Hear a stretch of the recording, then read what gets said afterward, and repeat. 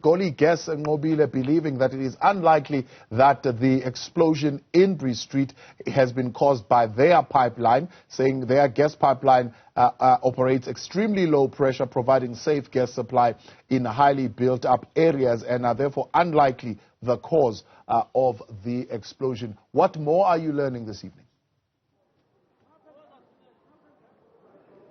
Well, we heard from PA who was speaking to us that this could also be potentially linked to illegal mining, and they were highlighting it and saying that this is due to the fact that they feel that this could not be a coincidence, especially after the fact that there was that Boksburg leak that we saw. But I do want to show you the trail of damage that is still behind here, and you can just see a lot of curious people obviously still trying to see the area, but this is just what you see. So whatever's happening here needs to be quite a big impact. As you can see, the tar road has been basically just slitted into pieces and packed up, and of course this means that some people's lives have been affected because some people were in the cars, and we've heard from some of the people that have been here on the ground that some of them were assisting to try and get those people outside of their cars because of the impacts that they saw. And of course some of those teams that are currently on the ground is emergency teams, and of course now I want to bring in some of those teams that are currently working on the ground. And Esop, you are one of the people that are currently on the ground, that are currently monitoring the impact. Tell me, how many people have you rescued so far? Ma'am, so far what I can confirm for you is that we arrived at 1800 hours on the incident. We started breaking up the entire incident into 5 zones, because it's 5 blocks that have been affected, cars, buildings, as you've seen while you've been taking this walk with me. So far we can confirm that 12 people have been injured. I can confirm there are no fatalities. They've been transported, stabilized on scene, transported. What we have done is there's been a collaborated effort with the city of Johannesburg, with the Gauteng provincial government, their rescue services, their ambulances, obviously ER24 as well, playing quite a big role with our rescue team as well, and then our ambulances from the different branches. We've currently set up, because we're going to go into the later part of the night, we're still trying to assess damages. There are firefighters that are currently busy assessing the basements of many of these buildings, because some of the challenges that we have is that most of these basements are not a single floor basement. Some of them have 1 or 2. So we need to also check the structural integrity and make sure that everyone is safe. As you can see, there's a lot of taxi owners that have now arrived with their teams, with their members.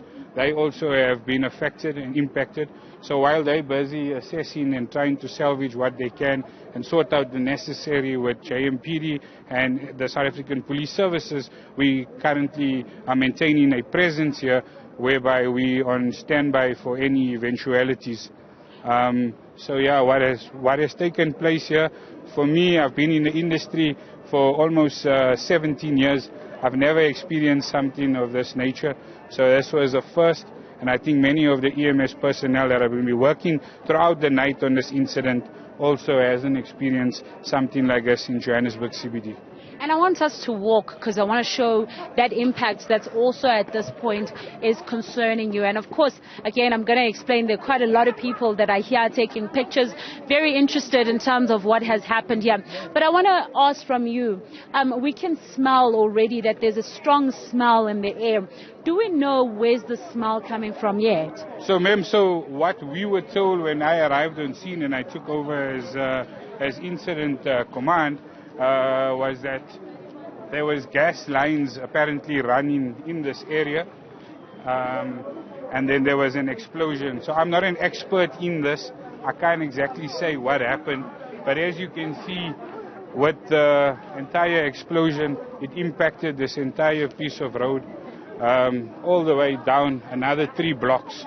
So I'm not too sure exactly what actually took place. But all I do know that currently the gas lines have been switched off by the services that maintain these lines. And further investigations will have to be done by the experts. Where we are, the smell is very strong. Yes, Tell me, is it dangerous to be here? Ma'am, so currently it has been turned off. The problem that what's happening is this incident is actually on the downhill. So with the wind changing direction constantly, that's why we're getting now and again those smells that are coming through. And I mean, I saw some of the people being rescued and some of them couldn't walk. Does it impact on your body somehow?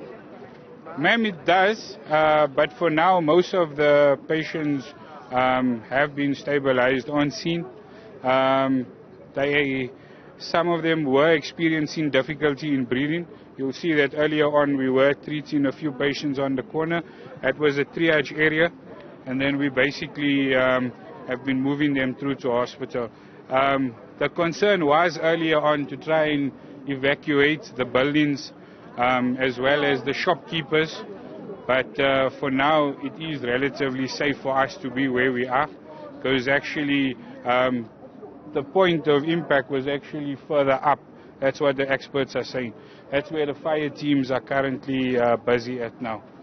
Fire teams. So what would the fire teams be then doing? So that's your City of Johannesburg Emergency Medical Services, Fire and Rescue. They obviously, as I explained earlier on, are busy assessing currently the structural integrity, making sure that there isn't any patients that we missed while we were busy with the entire evacuation process, and then also making sure that there isn't any further leaks that are actually further down. So all of this is going to be taking place. So what we have done also is we've set up what we call a joint operational command center, which is at Gerald Square. And then that way there at least we'll be able to get some sort of understanding of the incident. All right. Thank you very much for speaking to us. That's, of course, the trail or damage that has been left behind by what's currently taking place here in the Johannesburg CBD.